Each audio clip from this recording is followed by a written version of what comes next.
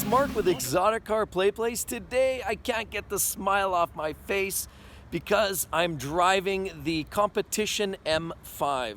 That's right, the 2019 Competition M5, and the question has to be asked, is this car worth more money above and beyond the standard M5? And more importantly, if you're upgrading from the F10, is it really that much better than the F10 Competition even? Let's find out. So first I want to thank Edmonton BMW today for hosting this drive. So let's do a walk around. Okay, so let's start at the wheels. A lot of things that are pretty standard. Competition, huge. What can you say? You've got the large brakes up front, tall wheels, P0s on there for rubber. Standard M5, although you've got carbon fiber touches, carbon fiber lip there. This wonderful, wonderful matte blue finish paint. Man, does it ever look gorgeous. That paint is really, really stunning. So we move along, pretty standard fare. The rear tail light assembly is more or less the same. Then we move down here, we've got the nice carbon fiber wrapped exhaust system, the carbon fiber rear diffuser, little vents with lights, pretty standard fare stuff. Carbon fiber roof up here, up top. And circle around, and what do we have in the front? We have the latest LED headlights for the 5 Series. Carbon fiber front lips, carbon fiber front kidney grille, which it's a beautiful touch. Doesn't jump out at you, but it does give you that, paint you that extra little something that makes it look special. So let's start in the back area, why not? Back seats, in typical 5 Series fashion, lots of room. Let's climb on in and try that out.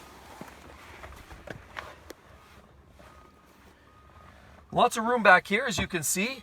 Even guys like me, I'm not overly tall, but I've got a ton of headroom.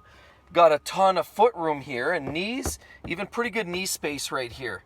As well, you have great controls. 2 sets of controls here, 2 sets of DC available for your kids or the executive that must charge in their laptop or their cell phones. 2 different vents. Very well equipped, what can you say? The leather interior is beautiful. You've got the mood lighting there, which is totally changeable. You can make that orange or green or red or whatever you want, like purples, for example.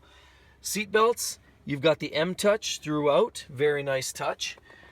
You've got this little wonderful package right here. We can click this down, and then we have the pass-through into the trunk.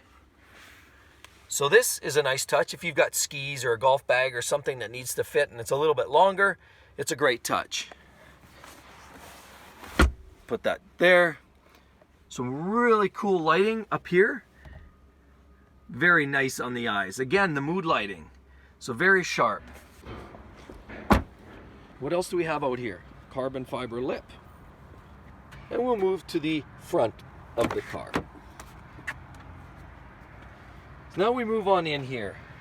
This is absolutely a magnificent place to be. What can you say? We have the mood lighting throughout. You can see the mood lighting on the door panels. It's kind of hard to see in the daylight, but there's mood lighting there. You can see the trim. As well, you've got the mood lighting that runs the gambit right here, goes all the way around the dash. Mood lighting, when you've got that hot date and you really want to get something going on, you've got the mood lighting. You've also got this great new texturing here. High gloss gives it that ultra rich look. A little bit more of that fiber down here. This great new M-Drive control that you find in the M cars here. Really, really sharp. Very pretty, I might add. A little more functional too. And of course, the red start-stop button. Here, you have the M1 and the M2 buttons. Totally configurable. The M1 right now is set to Eco, basically Miss Granny Urus mode. And the M2 is Lamborghini Aventador mode. So really lots of great ways to dial this car into your liking. Some great seats, very, very aggressive bolstering here. You can see throughout the M5 logo. No surprises there, you're in an M5. You've got this cool little thingy down in here. Pops that open halfway, half and half. Go through all your junk. Great to put your garbage in there. Done deal. And again, we have the most recent version, the touchscreen version of the M-Drive or the iDrive interface. Touchscreen, as well as you can dial in certain things. You can write your name on there. And overall, just a very, very handsome place to be. It's comfortable, Everything's power and heated. You've got mood lighting. It's everything you could imagine in a luxury sedan. But wait, you hit those magical M buttons and you put your foot to the floor and look out, all 620 horsepower of fury becomes released, and it will crush just about anything in its path. Now, what makes this M5 so damn special? Well, let me explain. The F10 was the previous generation, had a very similar configuration. It had rear-wheel drive, 4.4 liter V8 twin turbocharged with the Competition, was very, very fast and powerful. This one here ups the power, but now in this Competition and standard M5 models, you can dial in all-wheel drive. Now wait a minute, for those that hate all-wheel drive, that's okay. You can actually disable it in this car. So you can have your cake and eat it too. You want to do those smoky burnouts? You can do that in this car. You want to have comfortable, reliable, and safe driving when the roads get crappy? You've got all-wheel drive. This is really everything you could want in a comfortable luxury sedan that puts down the numbers. This thing is as fast as a Lamborghini Huracan. What's not to like about that? Lamborghini Huracan 610-4 costs you about $350,000. This costs you about $150,000. Seems to me like you can get yourself a nice used Gallardo or something, as well as your M5 Competition. The value is here, there's no doubt in my mind. So let's look what's under the hood.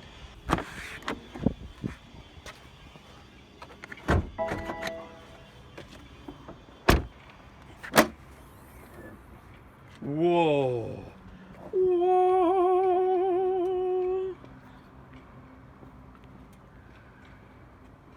That is magnificent. Oh, what a thing of beauty.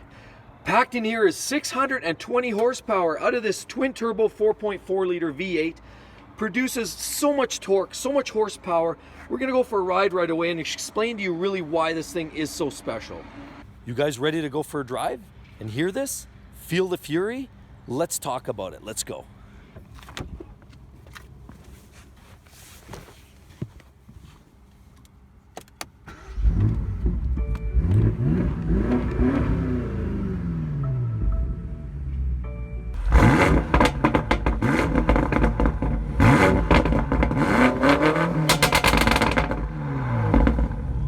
So now we roll off in automatic mode, and it feels every bit as comfortable as any other luxury sedan should feel.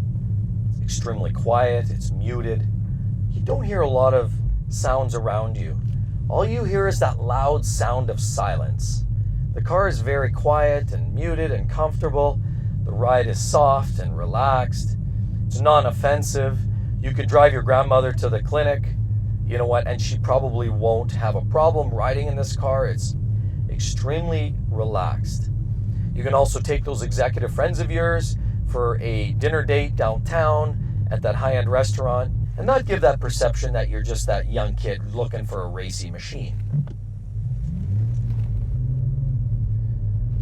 Now, there's no question of its sporting intentions with all the carbon fiber wrapped throughout, and the fact that it does have a little bit of a rumble. There's no secret that it would give that perception to somebody riding along, but you don't have to drive it like that. Driving along, it's very comfortable. The steering's relaxed, the suspension is tight but not harsh. It's very soft. It's actually overall just a nice, pleasant ride, like a drive in the country. And the birds chirping, and you can see the grass growing, and love is in the air. And it's such a beautiful day. However, there are different modes to this beast. It's an easy toggle to manual mode. So either you can pull on the lever or you can pull on the paddle shifters. So we're going to toggle the lever to the right. That puts us in manual mode. Now the paddle shifters are engaged, or you can use the stalk in the middle. Forward, backwards, wheel up and down your gear changes. Now remember, this isn't a DCT like you see in a lot of the other cars. No. This M5 Competition is bolted to an 8-speed automatic transmission. Don't let that fool you though. Everybody thinks, okay, the car's getting soft, they're all-wheel drive, and now that it's got an automatic transmission, It's larger, it's heavier than its predecessors. That seems to counter anything that seems to go against the whole philosophy of owning an M5. But don't let all that silliness fool you, because when you drop the hammer in this thing, the acceleration in this car is nothing short but violent. The kind of violent that you get when your jet plane, your Lear jet, is accelerating down the runway and it finally decides to take off. That's the kind of acceleration it feels like when it's pulling you in the seat. This thing pulls so hard.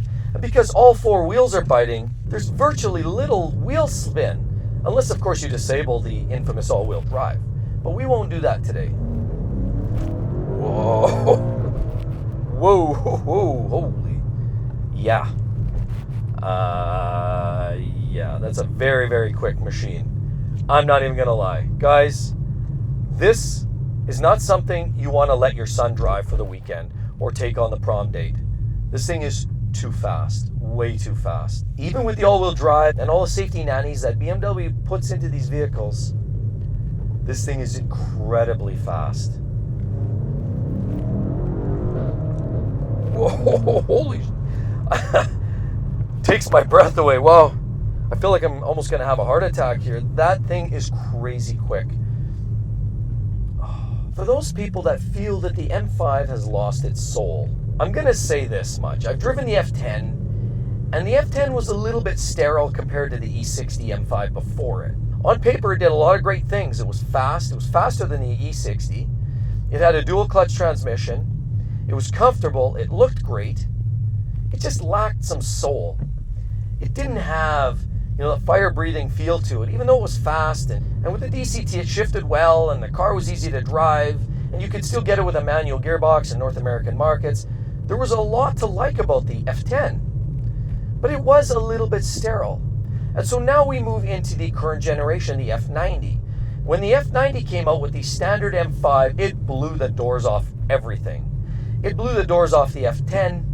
It was a better car, faster car, and they brought a bit edginess back. I'm not sure how you can quantify that, but the car feels more alive.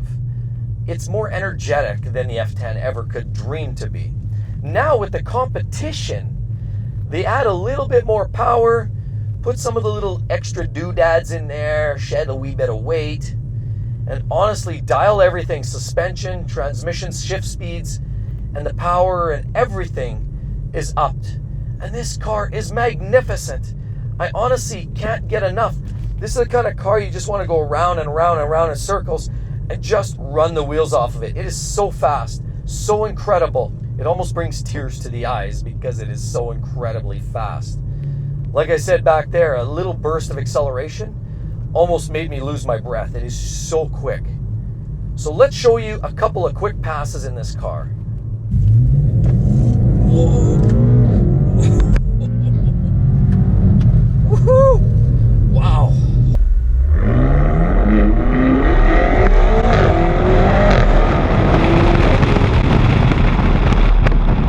If you like this review on this M5 as much as I do, then you can appreciate what I'm all about, and that's life's way too short to drive boring cars. So get yourself in a car like this and go have some fun. Make sure you hit the subscribe button below, and we'll see you on the next video. Catch you then, guys. Bye-bye. Shoo.